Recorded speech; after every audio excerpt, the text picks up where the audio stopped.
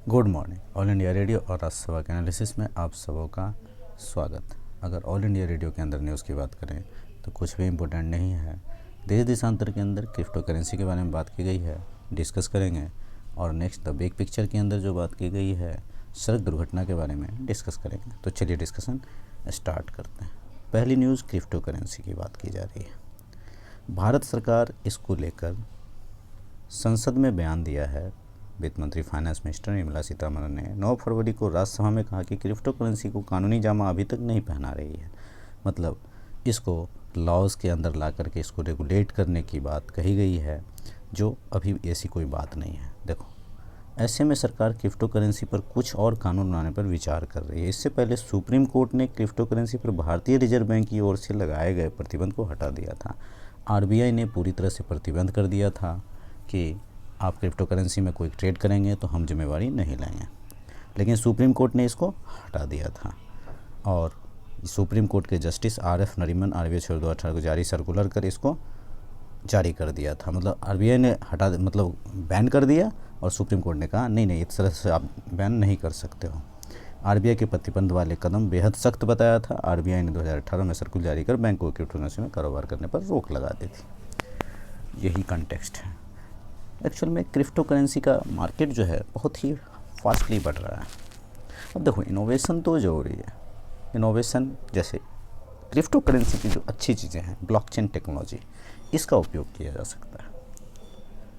Crypto currency as a currency देखा जा सकता है, ट्रेडिंग के लिए देखा जा सकता है, लेकिन डिजिटल करेंसी के तहत अभी इस किसने बनाया, कहाँ से आया, कहीं कोई वो है ही नहीं, इसका सोर्स ही नहीं है। कम्प्लीटली बैन से तो नुकसान हो सकता है। इलीगल मनी लॉन्ड्रिंग ज़रूर हो रही है, उसमें कोई दो राय नहीं है।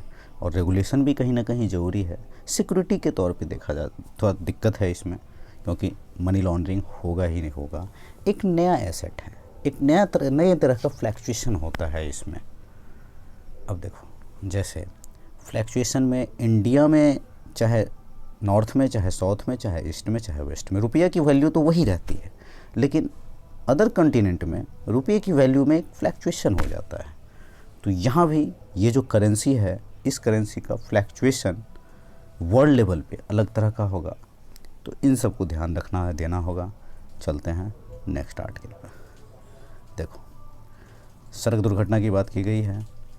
इसका सबसे बड़ा असर इकोनॉमी में पड़ता है। दुनिया के कुल वाहनों का सिर्फ 1% ही भारत में है, लेकिन दुर्घटना में 11% जो है मौतें भारत में होती हैं। वर्ल्ड बैंक ने ऐसा कहा है। भारत के 75% से अधिक गरीब परिवार आमदनी में कमी का कारण सड़क दुर्घटना है। इसको हर एस्पेक्ट में देखेंगे। देखो, पहला, इकोनॉमी लॉस होता है। गरीब लोग 75% में आय में कमी आ जाती है। अमीर लोगों में 54% तक, क्योंकि अमीर लोग भी तो एक्सीडेंट करते हैं, लेकिन गरीब लोग का 75% तक इनकम में कमी आ जाती है। मेडिकल कॉस्ट बढ़ जाता है। वुमेंस बहुत ज़्यादा इन्फेक्टेड होती है इससे। इम्पैक्ट होता है कैसे?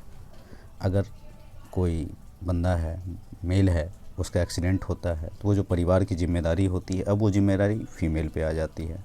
बच्चे की पढ़ाई प्रभावित होती है। बच्चे का न्यूट्रिशन सही से नहीं मिल पाता है। अगर इंजीनियरिंग है तो महिलाओं का काम बढ़ जाता है। कुल मिलाकर के अगर इसको ओवरऑल एस्पेक्ट में देखा जाए तो इसको समझना ही बहुत बड़ी चीज़ होगी। यही एक चैलेंजिंग है। रिहैबिलिटेशन किस तरह से किया जाए। जिस तरह से कोरोना को गंभीरता से लिया है हमने, उसी तरह से इन सब पहलुओं पर भी सोचना होगा। पैदल चलने वाले लोग फुटपाथ पे किस तरह से चलते हैं। अपने भारत में तमिलनाडु ने ज़रूर अच्छा काम किया है। यहाँ 25% तक की कमी ही सिर्फ देखने को मिली है। देखो, 4 टर्म है। रोड इंजीनियरिंग अच्छा होना चाहिए। दूसरा, एजुकेशन होना चाहिए। तीसरा, इन्फोर्समेंट अच्छा होना चाहिए।